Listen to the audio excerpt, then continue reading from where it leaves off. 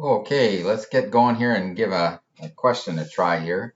We're talking about partnership formation in this question. And we've got an example here where we're using Emma and Mia, and they decide to form the EM partnership on February the 1st of 2020. They combine all their assets except for land with the following current market values and book values. So remember, book value is the value on the books. It's not necessarily what it's worth, but it usually reflects the cost and, in the case of any equipment, the amount of depreciation or amortization that we've recorded. So we have different market values from book values in both Emma's assets case and Maya's assets case. And they want us to journalize, okay, here's the required, journalize the entries on February 1st, 2020 to record the partner's initial investments. Okay, well, let's give that a go. Let's use an Excel spreadsheet to do that then. So we're going to just call that up again. Let's have one quick look at this. So we've got a series of accounts here that we want to add. I don't know that I can add this quickly. Let's see what happens if it'll come with me. Maybe, maybe not.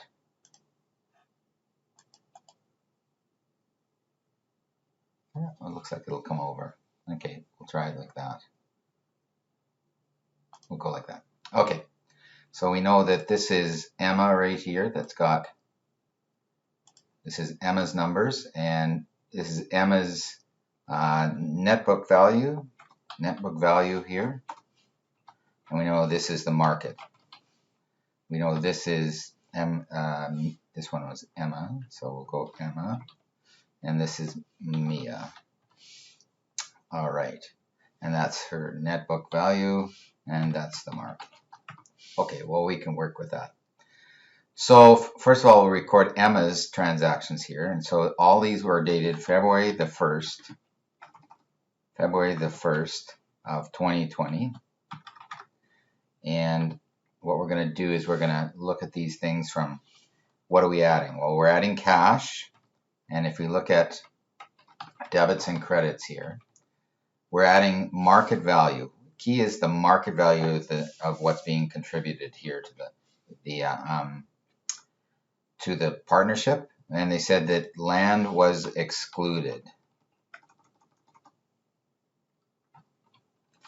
So they're going to hold on or keep the land themselves. That's fine. So to record Emma's, we need to record $40,000 market value on this stuff. And here, let's just make sure we format all this so it's looking good. And we'll make it even dollars since that's what they're using in the formula or in the question. We've got accounts receivable. I'll just shortcut it to AR for the time being. Looks like there were 37,000. Must be some bad debts in there. Inventory. Looks like it's worth 75,000. Fair market value, fair enough. Land, oh, we're excluding that. We're not going to put that in there, but we are going to put equipment in there. Again, we're not putting it in at net book value, or we're going to put it in at market value, which is $70,000. Looks like as well we're picking up some accounts payable. So I'll just shortcut that to AP for the time being, and that's $28,000. Now, if we look at the difference of those things, in other words, whatever the sum of all these are over here, which is, if we look at the bottom, it's 55. Oh no, it's more than that. It's 222,000, and this is 28,000. So the difference is the equity. So equals 22,2 minus 28,000, 194,000. So that's equity for Emma. Good. To record initial formation of a partnership for Emma. All right. There, put this into a date format. That doesn't look very good there. All right. Format cells. Where are we? There we are. And that's a date. And we'll be good there. Okay. So then we've got another one on the same date, but that's for Mia's contribution. So 2020, O2-01. Fine. Format. Sorry. Format cells. Date. That'll be fine. Okay, so now what has Mia thrown into this thing? Well, Mia has thrown in some cash with a market value of $50,000. She's thrown in receivables, so we'll call it AR for short, but you need to spell it out on your exam. $27,000 in value. Remember, those are assets, normally have a debit balance, so that's good. Inventory, it looks like, is next. And that is how much? Fair market value was that column. So it looks like the inventories were $72,000. And then here we're excluding land, but we're putting in equipment. And the equipment has a value of $75,000.